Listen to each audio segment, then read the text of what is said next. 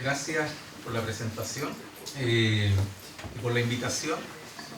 Siempre un agrado y a la vez un desafío tratar de exponer algunos de los temas que uno trabaja en la universidad o en cualquier universidad y un espacio como este. Así que agradezco, reitero la invitación. Espero estar a tono con las exposiciones,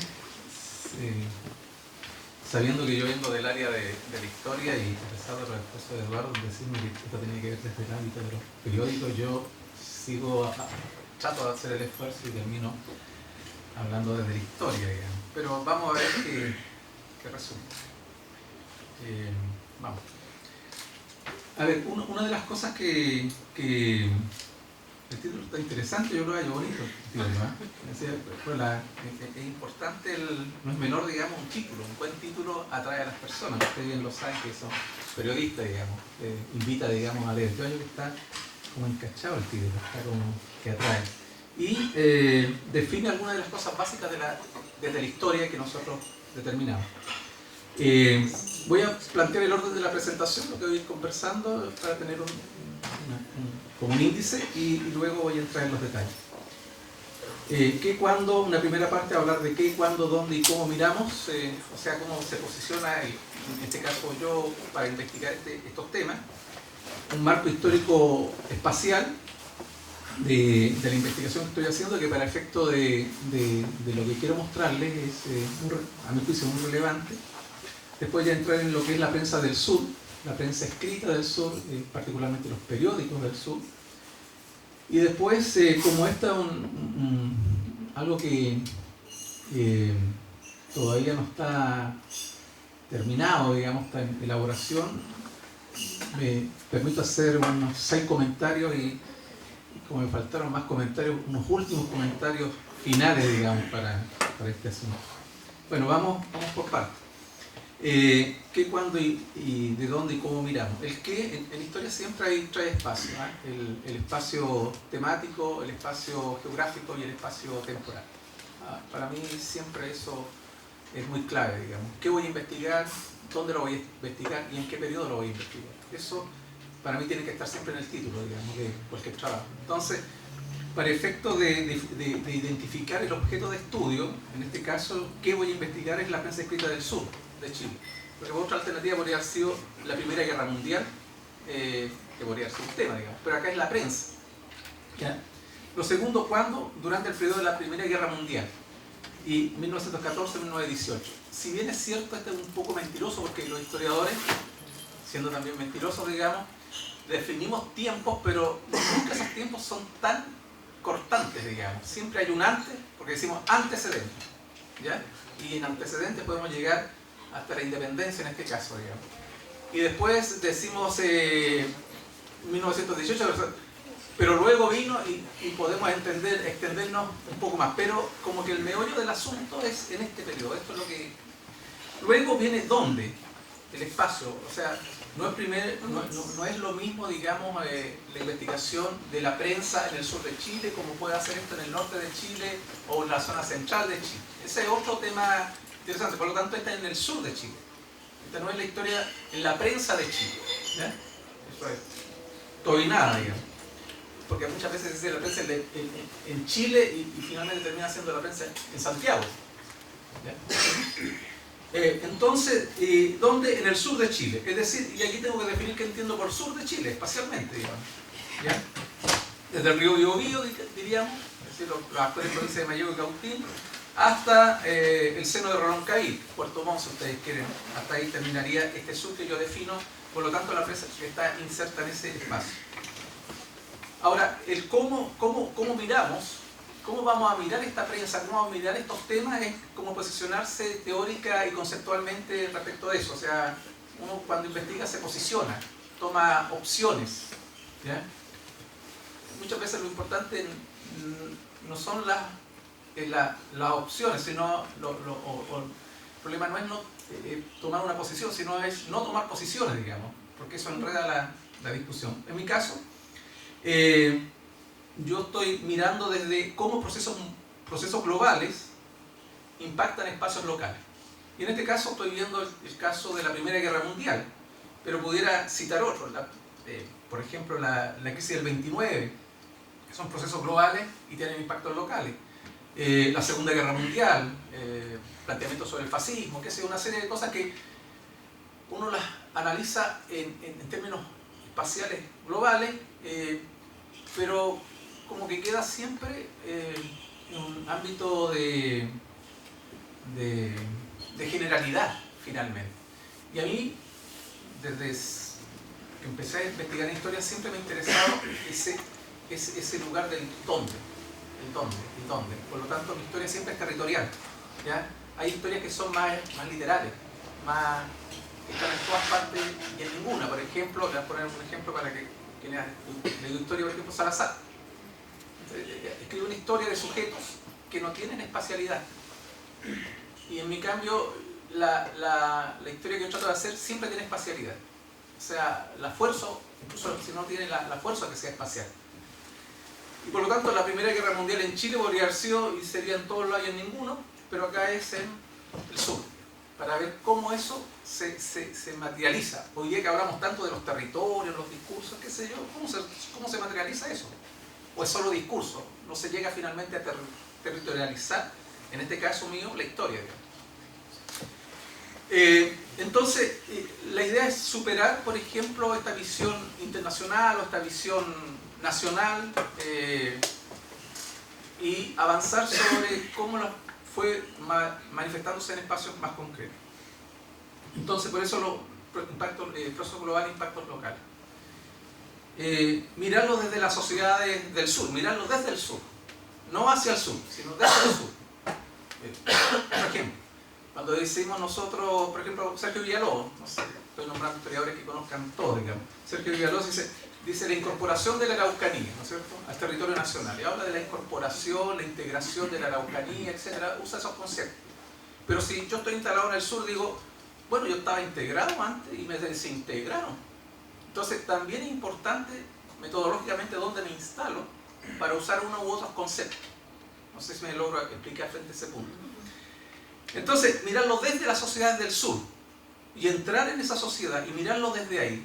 Y de ahí la idea no es pensar, ¿cómo decirlo? No es quedarse como en la localidad, sino que desde ahí mirar, ¿ya? Desde ahí abrirse a la reflexión sobre la región, la nación, el mundo, y por lo tanto transformar el tema que es muy local en un tema que pueda ser debatible y conversable en cualquier parte del mundo.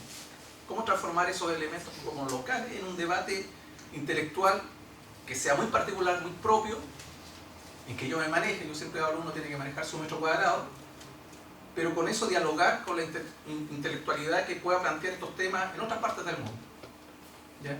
En otras latitudes, pero mostrando la particularidad, la historia de lo particular. Así que para mí siempre tiende a eso.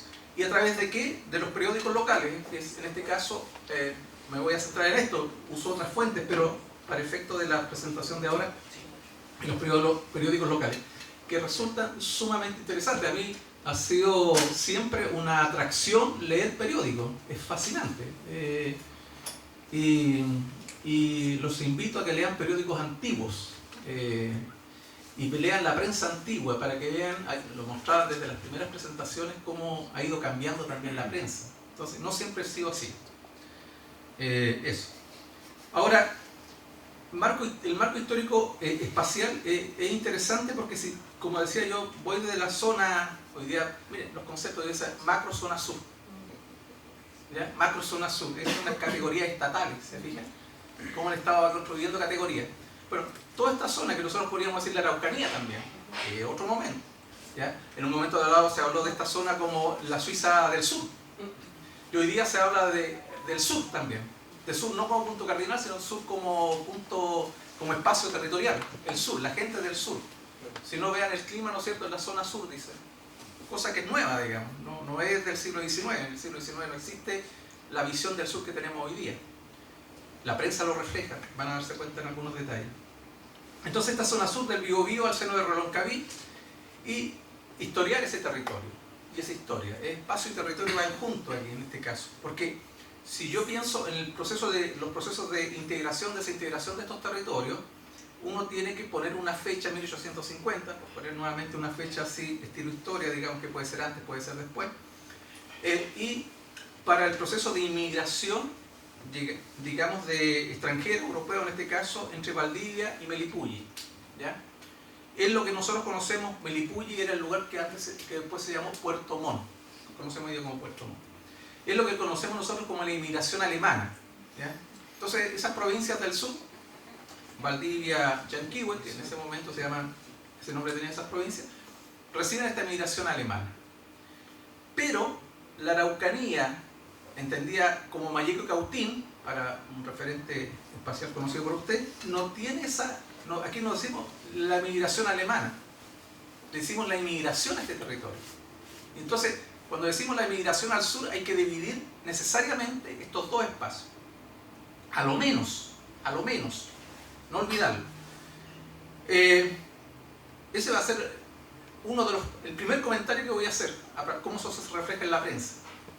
Entonces, a partir del 82, bueno, empieza un poco antes, pero a partir del 82, con más claridad, la Araucanía, que conocemos nosotros, Malleco y Cautín habitualmente, encontramos una diversidad de colonización, suizos, franceses, alemanes, italianos, ingleses, españoles, turcos, entre comillas, ¿no es cierto? Y así una diversidad de otros, belgas, etcétera, etcétera, que van a llegar acá. En cambio, nosotros de Valdivia Sur no encontramos esa diversidad. Pregunta, ¿se reflejará eso en la prensa? ¿Se reflejará eso en la prensa del siglo, perdón, de la guerra de la Primera Guerra Mundial? ¿Hay algo ahí? Ahí tiene que ver con territorio, ¿sí? Vamos a ver. ¿Qué periódico?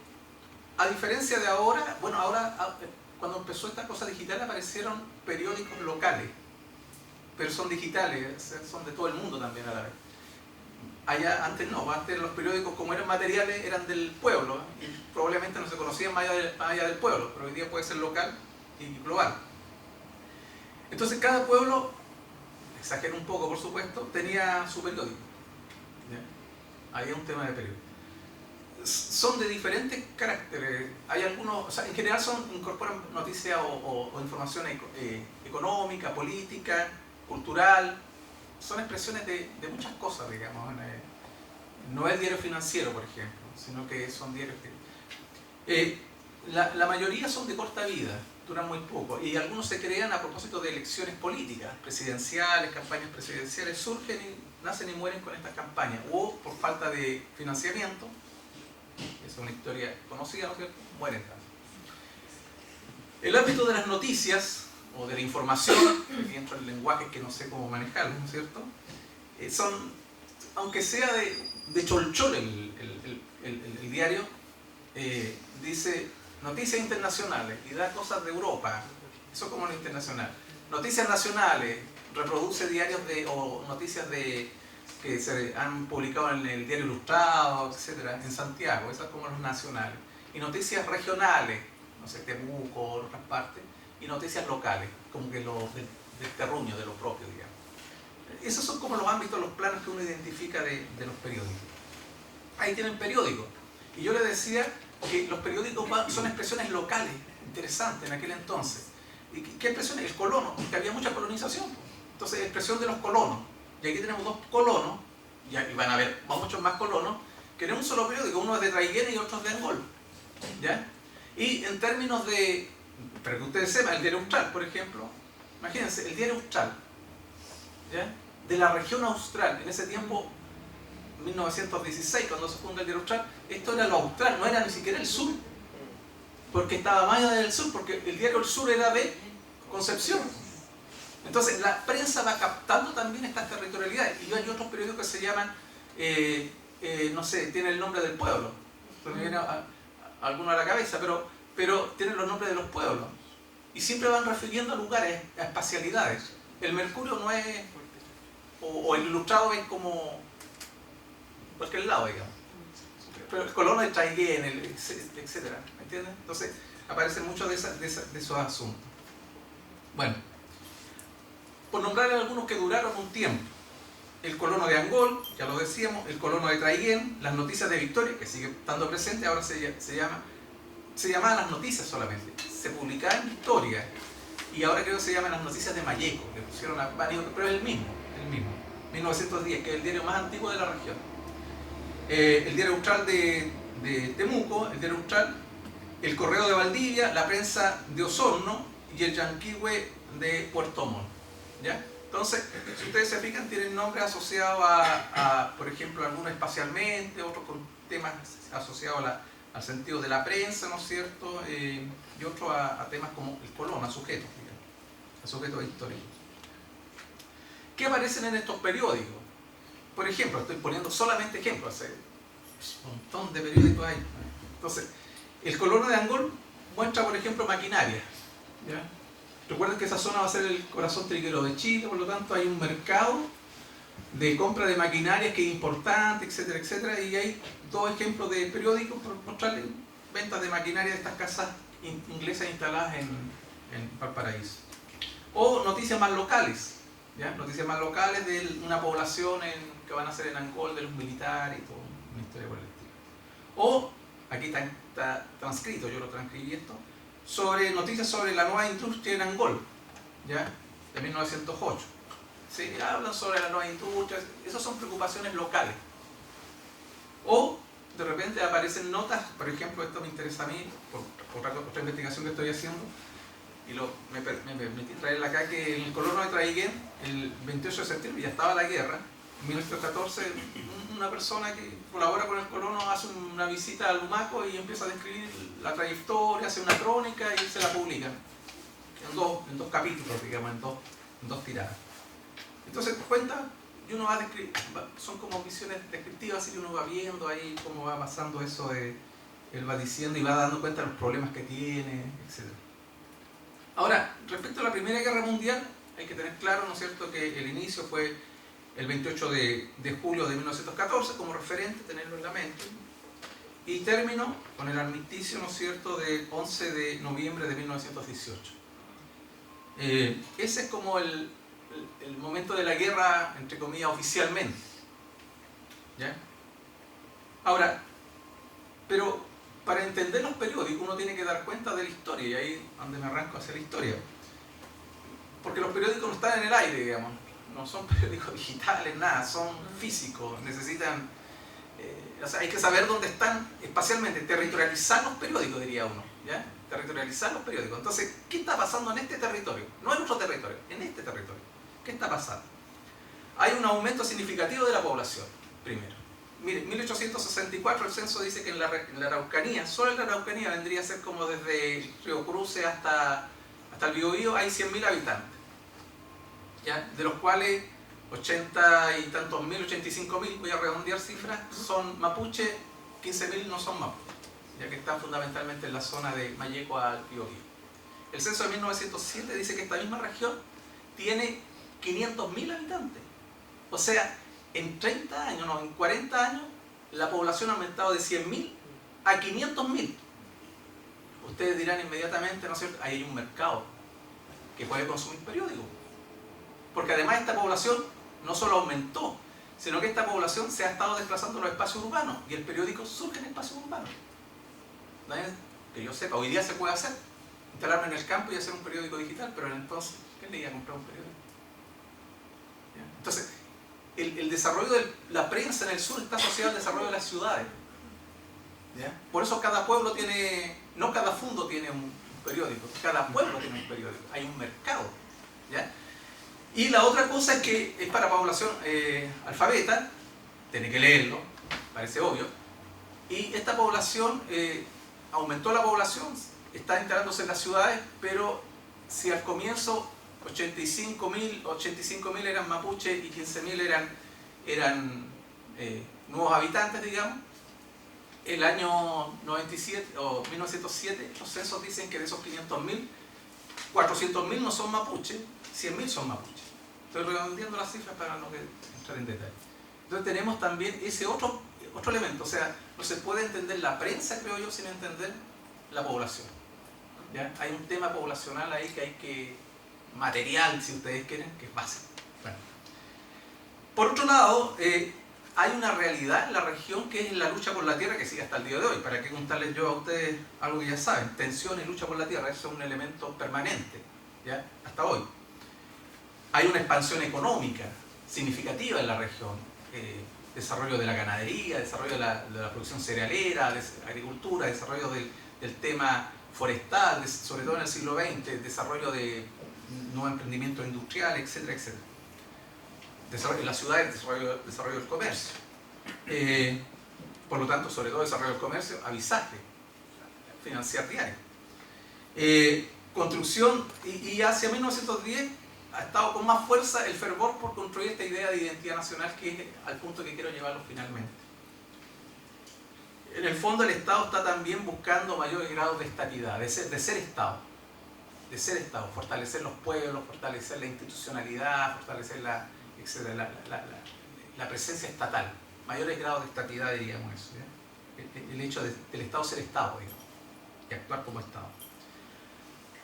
Pero ¿qué pasa con los periódicos a propósito de la guerra, del 14 al 18, vamos a decirlo así? Los periódicos hablan muchas de noticias de Europa, ¿ya? Noticias de Europa. Ese es como el titular: guerra en Europa, noticias de Europa, conflicto en Europa, es como permanente, es como una columna que durante 4 años, 4 o 5 está permanentemente ahí en los diarios, ¿ya? Noticias de Europa, noticias de Europa, noticias de Europa, etc.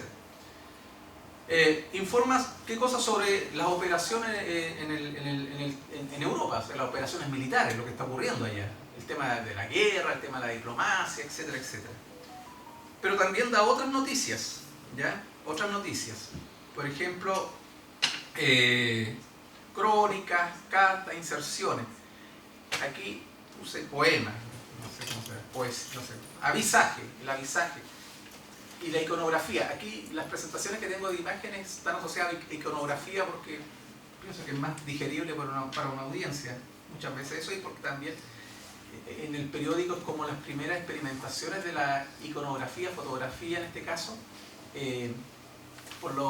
como lo comentaba, estuve en la primera exposición por las limitantes técnicas que había en ese momento, en un tema de la prensa y la fotografía, o la imagen en general, por un tema técnico de la época. Pero ya hacia 1914 eso se ha ido desarrollando y han surgido, por ejemplo, la revista Zigzag, de manos de los Edwards, ¿no es cierto?, de Agustín Edwards, tendiente a generar una revista ilustrada, al igual como son las revistas en el mundo, las francesas, las neoyorquinas, que son los paraguas que están mirando. Pero son revistas ilustradas, que estamos en periódico. Entonces, veo uno ese el tema de la iconografía. Y el avisaje que utiliza la guerra para hacer propaganda. Guerra a los precios, creo que hay una inflación, entonces, guerra a los precios. Es típico que va apareciendo eso reiteradamente. Tensiones, ¿qué más se puede hacer? Tensiones fundamentalmente en los diarios de la región de la Araucanía, sobre todo mucha tensión y enfrentamiento a través de la prensa entre los franceses y los alemanes. Los ingleses no aparecen mucho, pero es que había una colonia francesa muy fuerte en esta región, que para algunos desapareció a propósito de la Primera Guerra Mundial.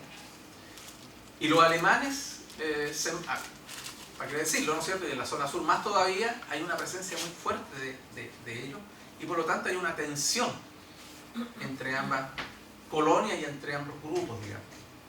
Una tensión también que se traduce en esta apelación a la dicotomía civilización y barbarie. Ya sea los alemanes tratan de incivilizar o bárbaros a los franceses y viceversa. Incluso hay un hecho en 1913 que se llama la marcación Paynemal. No sé si ustedes saben de la historia de la marcación Paynemal. En 1913, aquí en Nueva Imperial, a un mapuche de una comunidad, hay un conflicto entre un dueño de un fondo y un mapuche de una comunidad. ¿Cuánto me falta? Que mi movimiento no está así como atento. Aquí en Nueva Imperial hay un conflicto y el dueño del fondo junto con el capataz, estoy resumiendo todo esto, ¿no es cierto?, marca con un hierro con que se marca ganado al señor Paynemal, digamos. Entonces se recuerda a eso, y ese era un colono. Entonces uno se lo atribuye, los bandos en conflicto, franceses y alemanes, se lo atribuyen a que el del otro ese que hizo esa barbaridad, al igual que hizo esa barbaridad de la marcación Paynemal, y reclaman, y otros dicen, no, si no es alemán es francés, y otros dicen, no, si no es francés es alemán, se lo pelotean para allá, pero no interesa a los mapuches, interesa de uno u otro para marcar hasta en esas cosas se va notando. Neutralidad de españoles y suizos. Neutralidad de españoles y suizos siempre se plantean como neutrales en esta guerra. Los suizos, sobre todo por el desarrollo también se plantean como neutrales y son neutrales en la guerra con el desarrollo de la Cruz Roja. Eso es muy interesante, muy interesante eso. Los turcos, entre comillas, del Imperio Otomano, ¿no es cierto? Los turcos, en sentido de la diversidad de identidades que llegaron acá, estaban llegando en ese momento, son aludidos en menor medida que el resto, a pesar de que participan en la guerra. Pero lo interesante de todo esto es que la Primera Guerra Mundial reactiva la identidad patria de los colonos europeos. Es un elemento sustantivo, digamos. Porque aquí siempre nosotros decimos los europeos, los extranjeros, qué sé yo, pero en ese momento los europeos no eran uno, sino que eran diversidad. Y la Primera Guerra Mundial, después la Segunda, hace que en algún momento dado, voy a exagerar un poco, pero entre comillas, se tengan mucha bronca franceses contra alemanes, digamos. Entonces no hay una unidad europea, digamos, porque la realidad les muestra otra cosa, son otros asuntos. Bueno, y se reactiva la identidad patria, y ese es un concepto que yo me detendría a revisar, no lo voy a hacer ahora, pero que es importante, porque la patria en guerra no es el Estado en guerra, no es la nación en guerra. Y yo creo que hay un concepto que es patria, que hoy día surge nuevamente, que es especial para entender estos temas de conflicto. Hoy día hay unos que apelan a la patria a propósito de lo que está ocurriendo, los patriotas, no sé cómo le llaman, etc. Entonces, esa apelación a la patria es sumamente interesante entenderlo como concepto, ¿ya? Entenderlo como concepto. Y ahí hay un tema bien interesante de explorar, ¿ya? La categoría de patria.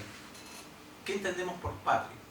¿Ya? Porque ellos van a pelear por la patria, no van a pelear por el imperio alemán, van a pelear por la patria, no van a pelear por el imperio francés, van a pelear por la patria.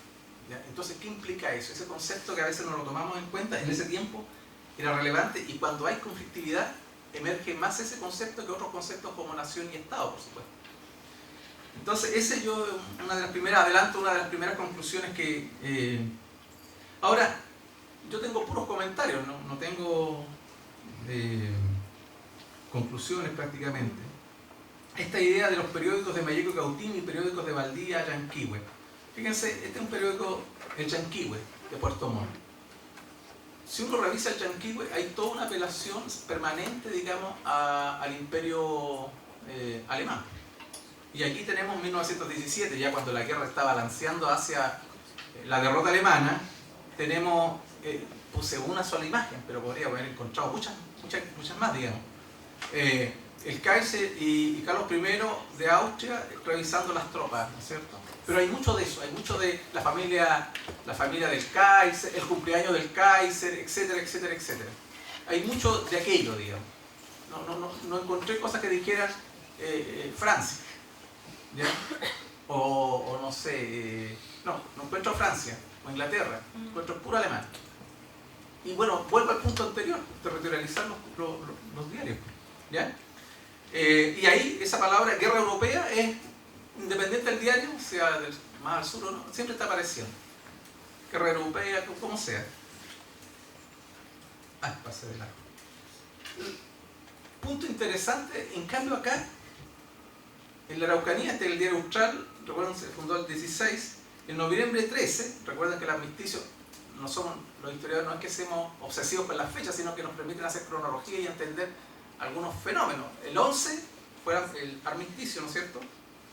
El 13 ya las noticias están en el diario locales, antes se han difundido en otros lados, y fíjate, hay en la misma página del diario Austral, una de las páginas del diario Austral, aparece una nota de la colonia alemana y el armisticio y la percepción de un colono que escribe, y esto continúa, no voy a leerle estas cosas, y enseguida, al costado, porque está en la misma página, al lado sale la página completa y aquí con la aproximación aparece crónica del día, dice las fiestas aliadas, embanderamiento de la ciudad, Temuco, cierre del comercio, cerraron el comercio para festejar el triunfo aliado.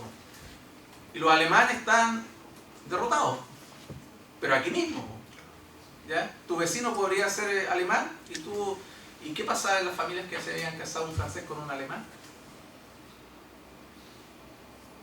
Y el comercio. Si tú tenías, por ejemplo, un alemán, tú te habías endeudado con un alemán, ¿cómo iba a actuar el alemán? ¿Comercialmente? ¿O iba a haber algo de por medio? ¿Te iba a quitar la prenda? No quiero entrar en esos detalles, pero hubo listas negras. Circularon listas negras en el sur, qué sé yo, sobre a quién se financiaba, a quién no, etc. Esas cosas ocurrieron y en algunos casos han sido investigadas. Entonces, esta percepción de diversidad tiene una complejidad mayor aquí en esta zona y la prensa lo capta. Porque la prensa tiene que deberse, en este caso, tiene que financiarse. Y por un lado lo está financiando comerciantes franceses, ingleses, etc. Y por otro lado lo están financiando comerciantes alemanes.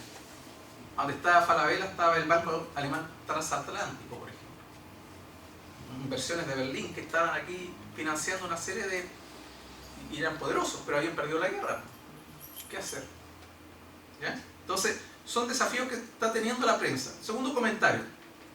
Espacio para las expresiones de los ciudadanos. Le puse así, por ponerle un nombre en realidad.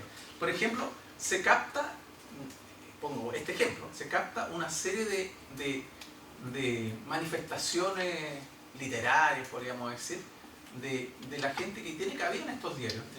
En el diario El Colono de Traiguén, por ejemplo, aparecen varias veces poesías, notas, cosas por el estilo, y en el de Angola, en varios periódicos, donde la gente escribe sus cosas.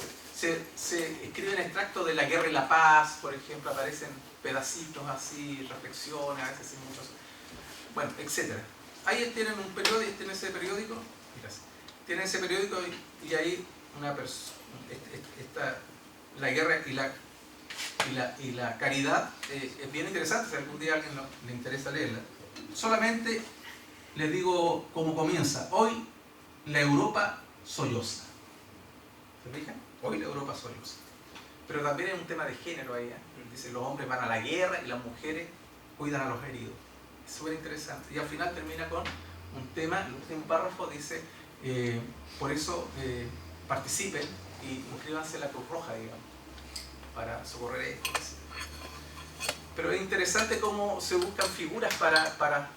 O sea, la guerra está, a eso voy, la guerra está en todos lados. No es que fue en Europa, estuvo aquí, ¿ya? Estuvo entre nosotros.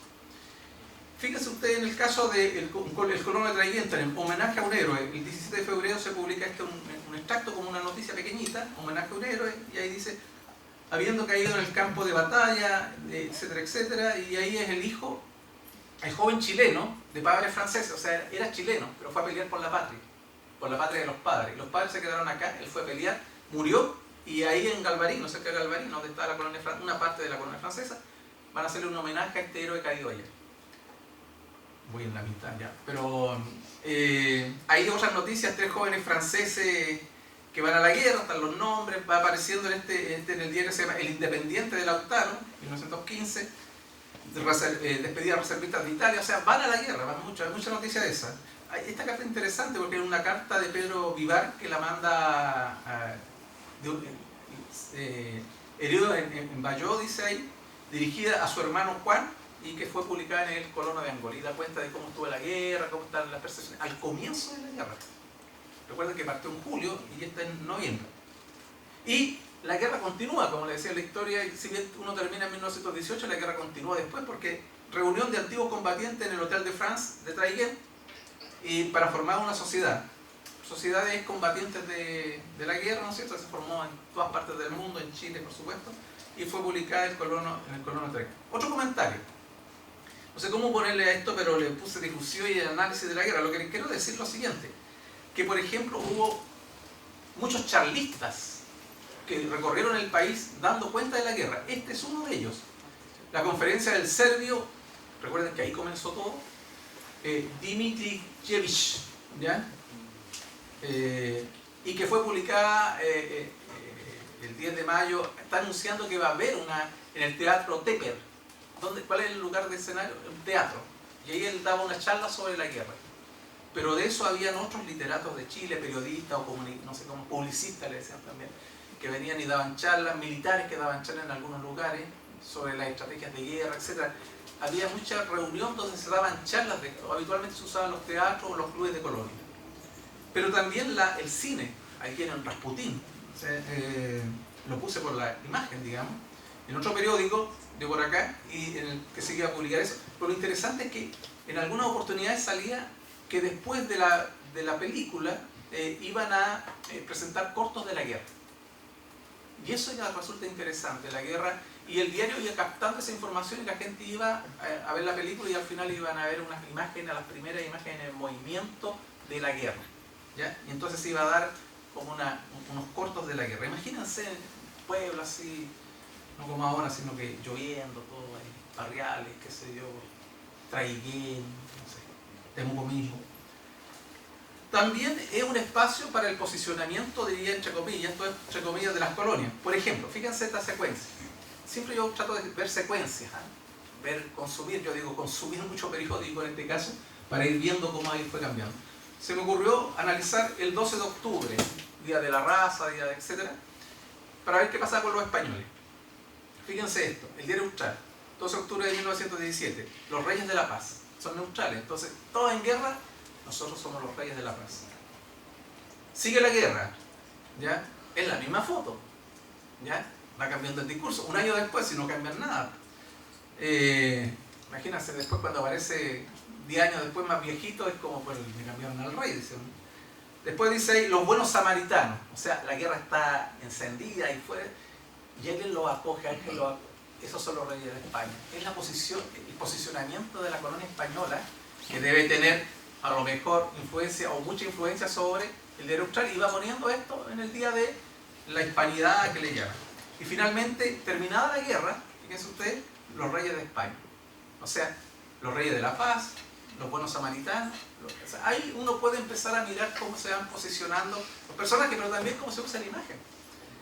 Esta era la calidad de las fotografías. Ahí hay el directorio, etcétera, de la colonia española, etcétera, etcétera, que ellos no habrían participado, pero tenían mucha influencia en Temuco, digamos, y siguen teniendo. Encontré también, a propósito de consumir periódico, unos mensajes en clave, me pregunto, no sé, ustedes podrán descifrarlo. Fíjense, aparece ahí, se van dando cuenta que aparece lo único que aparece casi como en figura y aparece como un signo de interrogación. ¿Ya? En noviembre de 1917. Eso era ampliado en diciembre de 1917. Dentro de la página de funciones, qué sé yo, sería un mensaje clave entre las colonias, especulación. Eso no tuvo nunca nada, pero no puede ser que hayan puesto eso durante tanto tiempo, sin sentido, digamos. Me acordé del tema de los televisores, ¿sí? Que apareció en Televisión Nacional una vez cuando atentaron contra Pinochet. Un mensaje clave, ¿ya? Cambio de televisora, como le llamaban cuando salió así. Pero aquí también pudo haber habido mensajes que conocían solamente, claro, que conocían el interior de las colonias, y la prensa nadie más podía descifrarlo sino los que sabían, digamos. Puede darse, puede que no. Quedó como ahí, un signo de interrogación. Y es un ¿cómo se llama? Un submarino. ¿Ya? Bueno, después. Espacio para el avisaje comercial. Fíjense, esto me pareció súper interesante. Serie de propaganda de aspirina Bayer. Está terminando la guerra. Ya en 1918 se sabe que van a perder. Bayer es alemana. Entonces, negocios son negocios, hay que seguir después de la guerra. Y comienza con la promoción de las aspirinas de Bayer, muy famosa en aquel entonces, y empieza con conceptos. Fíjense ustedes. Dice, simpatía. Fíjense la iconografía que me pareció notable. Después acá, el 20 de mayo, fe, resistencia, precisión. Y va apareciendo constantemente esta propaganda. Gloria, fidelidad, 18 de julio, ¿cuánto? Victoria, derrotados, pero igual dicen victoria. Distensión, agosto, octubre, ya, no sé, el armisticio fue el 11, el 22 aparecía supremacía. ¿Qué cosa será esto? Yo no he encontrado esto en otros diarios, lo he encontrado en el Diario Austral. Es propaganda, pero, perdón, claro, es propaganda comercial, pero hay algún mensaje. Y así sigue, si no termina nunca, no, si termina. Pero eficiencia, energía, son conceptos que van incorporando. Y la prensa va recogiendo aquello. Y finalmente, la última, el 30 de diciembre, triunfo, dice. Y ahí está el texto que ustedes podrían leer, qué sé yo, que dice, el triunfo es la victoria sobre los enemigos y los obstáculos, etcétera, etcétera, y al final dice más o menos, tome aspirina. Como el cuento, ¿ya? Pero el periódico da para mucho, eso les quiero decir. Hay una cantidad de cosas impresionantes. Vienen los últimos comentarios que son tan largos como los anteriores. Pero mira, lo que me parecía interesante también es pensar la palabra o las palabras, las letras como imagen. Porque durante 4 años leyeron esto, la guerra en Europa, la guerra en Europa, la guerra en Europa. Y un analfabeto primeramente miraba eso como Coca-Cola hoy día, no sé qué dice, la guerra en Europa. Y la prensa antigua se leía, se ponían diarios afuera de los, y se leía. Entonces es bien interesante eso de pensar también, ya que 4 años viendo el mismo titular, ¿ya? Aparece como imagen. Pero también el impacto local. Yo me pregunto, a propósito de la guerra genera héroes, ¿no es cierto? Un campo propicio para los héroes. Pero nosotros no estamos en guerra, entonces empiezan también a emerger héroes por acá, ¿ya? Y se recuerda al héroe de Punta Gruesa, Galvarino Rivero, que había nacido por allá por Chiloé, ¿no es cierto? O nuestro homenaje a Teodoro Godoy, ¿ya? Teniente Godoy, ¿ya? ¿Cómo se llama la plaza de aquí del hospital? La Goberto Godoy. ¿Te fijas? Se lo presento. ¿Y por qué está aquí? Porque nació en Temuco. Y hizo cruzar la cordillera, todo. Hay como una búsqueda de héroes. ¿Ya? Hay como una búsqueda de héroes. Y aquí hay una junta de dinero para hacer una estatua, no sé dónde. Hay uno en Osorno que le hacen una estatua ahí que había participado en la guerra, en otra guerra, que era la guerra del Pacífico. Pero también retornan los héroes. Porque la guerra no terminó el 18, porque después volvieron, u otros no volvieron, muchos murieron. Y quedaron en Europa. Entonces vuelven los héroes. Y aquí me interesa el concepto. Dice, aquí están oficiales chilenos que fueron a la guerra. Dice, oficiales que después de haber luchado 3 años por la patria de sus padres, ¿ya? Y de haberse distinguido, vuelven al país. Y el que está en primera a mano izquierda de ustedes, ese dice que se anuncia que pronto va a llegar a Temuco, qué sé yo. Entonces son estos los héroes de guerra. Y por lo tanto por Temuco, por Traiguén, pueblos pequeños, Galvarino, van a circular estos héroes de guerra. Es como mitos casi. Este estuvo en la guerra. ¿Quién aquí estuvo en la guerra? Este estuvo en la guerra. Entonces hay una proyección de la guerra, después de la guerra, ¿ya? Termino con esto, y aquí ya me voy para otros lados más de historia, digamos, y que tiene que ver con pensar, digamos, que esta era una región donde había un imperialismo blando, no sé cómo decir, a propósito del imperialismo blando, de extensión de imperios como el francés, el británico o el alemán. Y eso en todas partes del mundo, pero aquí tiene su materialización. En Traiguén, ¿por qué hay tanto interés? Porque en Traiguén se materializa, entre otras cosas, hay mucha presencia francesa, pero se materializa en una escuela, que es la Alianza Francesa. El primer lugar donde se instaló la Alianza Francesa no fue en Santiago, fue en Traiguén. Y en Traiguén, este documento nosotros nos encontramos con un estudiante que estábamos haciendo una investigación sobre eso, donde se estaba pidiendo recursos a principios del siglo para hacer un monumento a la gloria de la expansión colonial francesa, instalarlo en París. No sé si se hizo finalmente, pero aquí, perdido en el último lugar del mundo, se buscaba plata, y tú vas a dar plata en tanto tengas conexión con eso. Entonces, lo interesante es que estos ciudadanos son súbditos, siguen sintiéndose como parte, una identidad de súbdito a una instancia mayor que es el imperio. Nosotros somos ciudadanos, un estado nacional. Ellos son estados imperiales y estos siguen siendo súbditos. Y ese sentido de súbdito probablemente es más fuerte en las periferias de estos lugares, porque ahí encuentran su mayor identidad. ¿Dónde aprendían francés muchos de estos? En la Alianza Francesa, porque allá hablaban sus dialectos locales.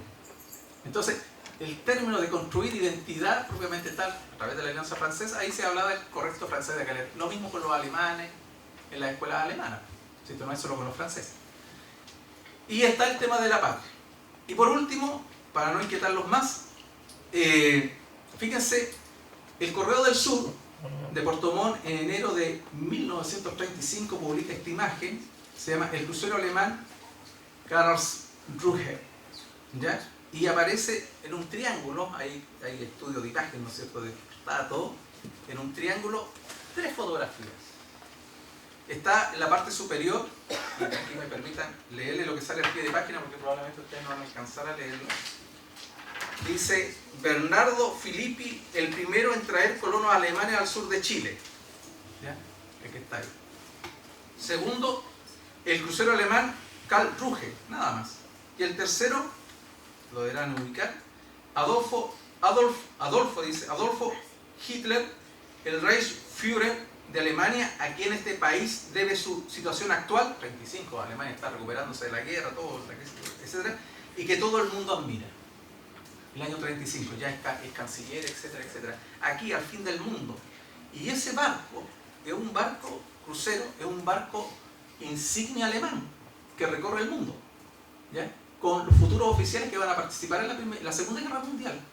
Y que cuando dan las noticias, yo puse esto solamente, pero cuando dan las noticias de que va a haber toda una preparación en el sur de Chile, llegan los marinos y hacen fiestas, van a Puerto Varas, le hacen cenas, loas, qué sé yo, todo en el sur de Chile. Es más, se plantea incluso que hubo casamientos en el barco. ¿Por qué? Porque el barco es la patria, es territorio, es patria. Entonces, la pregunta es el tema de la construcción de esta identidad, de la identidad patria, más que la identidad nacional, la identidad patria, está muy fuerte. Y yo dejo una pregunta. ¿Qué papel le jugó o le cupo a la prensa escrita del sur de Chile en la construcción de estas identidades también? Aprovechando que ayer decían que cuando no tenemos nada que hacer, no se piensen en identidad. Cuando no tengan nada que hacer, piensen en identidad. Eso creo que es todo, ¿no? Sí, gracias.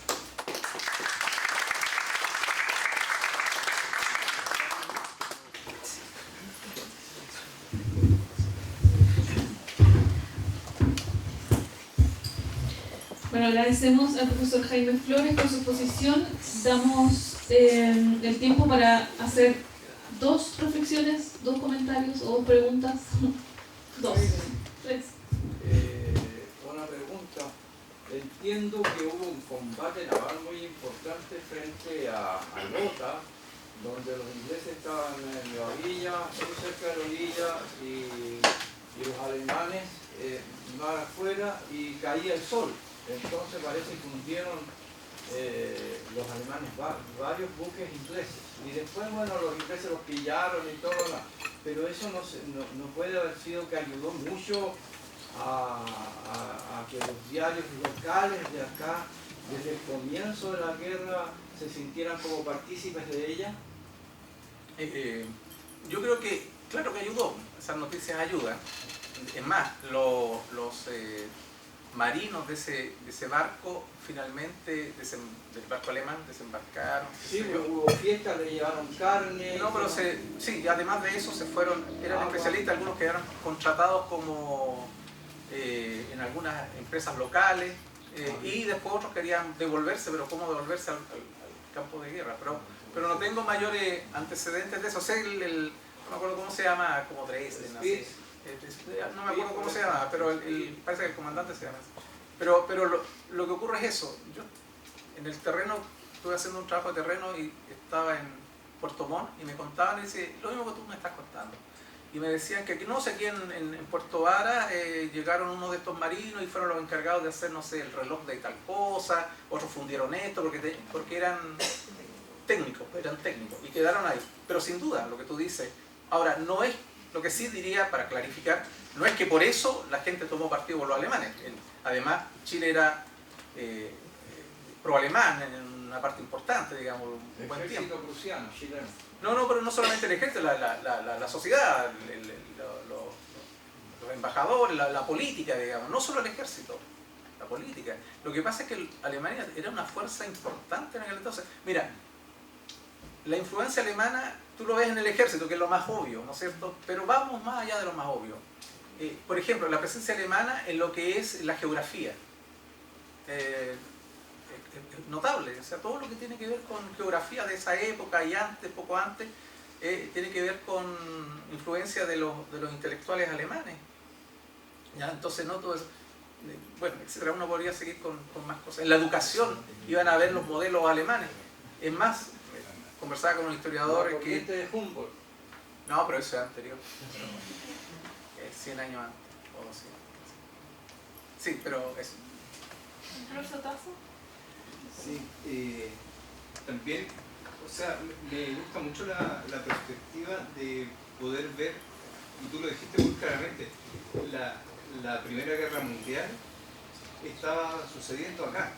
Entonces, muchos de estos eventos mundiales de alguna forma se perciben de una manera específica y se viven de una manera específica en rincones muy alejados de la Tierra. Y esa cuestión me parece fundamental, sobre todo cuando estudiamos medios de comunicación.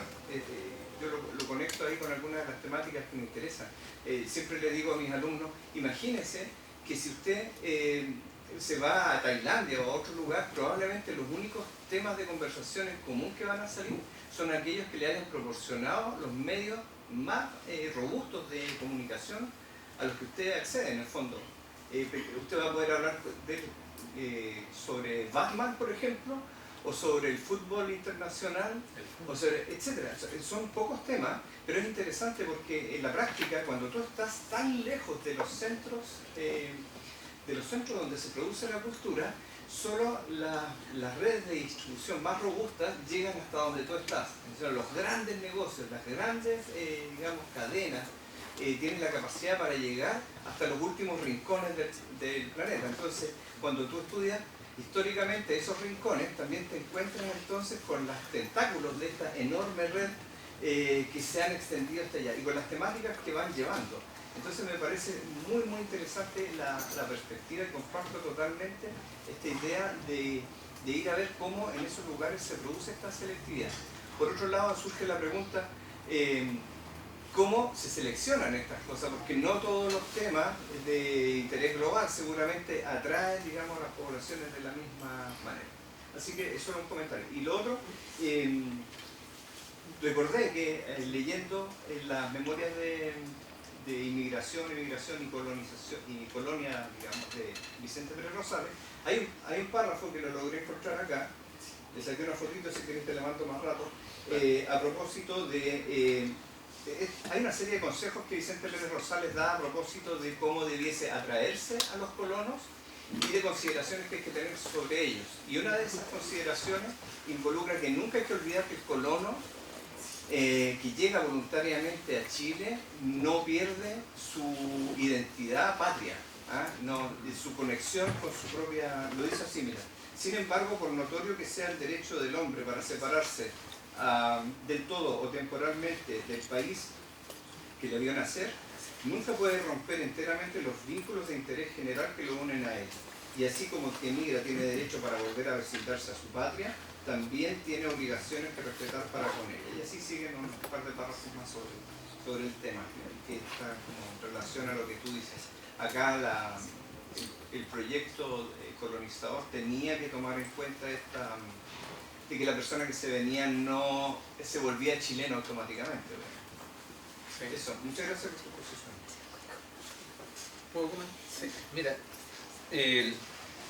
esto de esa capilaridad, diría uno, la capilaridad del poder, es interesante verlo desde aquí, pero verlo desde acá, digamos, desde la última hebrita, que sería por estos lados. Y que resulta interesante también como empezar desde ahí, digamos. Fíjate que la guerra impactó mucho aquí. Yo siento que la región, no he estudiado estas cosas, pero cuando tenga, ¿cómo se llama?, tiempo voy a pensar en la identidad, pero nuestra región no tiene como una identidad en términos así de región o ocupacional. En el sentido del norte tiene los pampinos, una figura, el Magallanes, el Patagón, no sé, no el Patagón la figura, sino como un sujeto. Aquí no hay nada, dije que no hay nada. El colono, pero el colono de repente medio, no sé. Y yo creo que esta guerra, cuando el Estado estaba tratando de generar un proceso de construcción de identidad nacional, viene una guerra y hace estallar estos procesos y activa aún más la conexión con la patria. ¿Ya? Y después de la guerra, o sea, después de la guerra se fortalecen esas identidades, no es que decaigan, se fortalecen de una manera tal que, por ejemplo, en Capitán Pastene, que es algo de terreno, el sábado, digamos, vamos a ir a Capitán Pastene, unos estudiantes del Magíster, y vamos a ir por Traiguén, por estos lugares, conociendo el proceso de colonización. El Capitán Pastene se va a instalar o va a llegar uno de estos héroes de guerra, que no era de ahí, y que va a formar el Partido Facho. En 1922 o 30, donde estaba el Partido Facho más fuerte en Chile era en Capitán Pastene. Si hoy día Capitán Pastene era chiquitito, imagínate antes, era nada. Yo conocí Capitán Pastene antes que estuviera asfaltado esa cuestión. Demorábamos de Traiguén ahí como 4 horas. Ahora uno pasa de nada. Pero piensa en eso. Es impresionante. O sea, pero ¿cuántos de esos sujetos tendrían conciencia de fascismo y la ideología y todo, bueno, etcétera? Pero por otro lado, aquí hay un fuerte proceso de misiones, ¿ya? Y tenemos dos grandes misiones que serían, dos grandes corrientes misionales, que serían este imperialismo, ¿cómo se llama? Informal. En un artículo ese de la SAM que leíste tú al último, hablamos del imperialismo informal. Entonces, usámoslo al anglicanismo que está presente aquí en las comunidades indígenas y todas esas cosas, que está en Cholchol, en Quepe y en Temuco. Usamos como la idea del imperialismo informal, el concepto de un imperialismo blando, ¿ya? Pero yo veo la foto de 1922, está la foto de la fotografía, aparece la bandera chilena y aparece la bandera del Imperio Británico, ¿ya? Es más, a propósito de la guerra, los anglicanos no pudieron, o sea, decayeron en su proceso misional porque una de las formas de penetrar sobre el mundo indígena era a través de la medicina. Y todos los que eran misioneros vinculados a la medicina, qué sé yo, hombres, mujeres, se fueron a la guerra. Los alemanes capuchinos estaban en guerra. Muchos curas capuchinos después habían participado en la guerra, ¿ya? Entonces, y por lo tanto aquí hay una tensión entre anglicanos y capuchinos, no solamente religiosa, sino también asociada a los imperios en pugna. Si uno lo lee desde el capitalismo, si uno lee también de que los misioneros son como la antesala del avance del imperialismo. El imperialismo, no en esta discusión de imperialismo ya, que si no, el imperialismo decimonónico, de principios del 20, que sé yo, que va penetrando y esto. Mira, en el caso comercial, el impacto de la guerra, todos conocemos la SOFO, ¿no es cierto? ¿Cuándo se creó la SOFO? 1917. ¿Cuándo se creó la SACO? 1917. ¿Cuándo se creó la Sabal? Por la misma fecha, todo durante la Primera Guerra Mundial. Y ¿sabes? Yo tengo una hipótesis sobre eso. ¿Sabes por qué? Porque el problema era que en estas redes capilares, la ganadería que se desarrollaba en esta zona venía toda de Europa. Todos los animales ganados que ustedes ven acá, ¿no es cierto?, venían de Europa. Se cierra ese espacio y genera una crisis gigantesca en la ganadería. Tienen que asociarse y comienza a vincularse con Estados Unidos. Entonces antes teníamos el ganado, diría uno, vaquitas cafecitas, blanquitas con negro, que es holandesa, después es norteamericana, americana. Este frisán que viene de Alemania, el clavel que le dice uno el cafecito con blanco, todo eso es una revolución ganadera que está desarrollando, se vio afectado por la Primera Guerra Mundial. Y estos ganaderos, estos comerciantes que vieron la inflación y todo eso, tuvieron que organizarse, ¿ya? Y en estas asociaciones gremiales que nos conocemos hasta el día de hoy, fue en ese momento. La calle de Avenida Alemán, eso me podrían ayudar ustedes. La calle, ¿conoce Avenida Alemania? Antes se llamaba Avenida Alemana. Se cambió a la Avenida Alemania. No sé, hay un concepto ahí, en esa fecha. Y así, uno podría seguir, por último, y con esto... Inglaterra al lado. Sí, sí, y con esto con esto quiero terminar. Pero no solamente así en empresas, sino en las vidas de las personas. En las vidas de las personas. Así como estaba este francés que hace un homenaje a su hijo, ¿no es cierto?, que ha muerto en Francia. Hay un inglés que murió, que 2 de sus hijos murieron en Verdún. 2 de sus hijos. No sé si ustedes conocen la iglesia anglicana, que está en Lautaro con Vicuña Maquena. ¿Lo ubican? Para mí todo es historia, entonces todos los espacios yo puedo sacar información. Tú entras a la iglesia, entras ahí y hay 2 sillones de madera. Y es la donación que hizo esa persona, dice, en homenaje a mis hijos caídos en Verdún. Y es más, ese mismo personaje dio la madera para terminar esa iglesia anglicana. Entonces, uno ve cosas, uno mira, pero no ve, digamos, pero hay que mirar, digamos, ir viendo esas cosas. Entonces, ahí están las huellas, y eso uno lo va recogiendo. Entonces, hay una tensión muy fuerte, reitero nuevamente, en las colonias europeas aquí en la Araucanía, cosa que era distinta en la zona de Valdivia Sur, que había más homogenización. ¿Ya? Más homogenización. Bueno, eso. Gracias.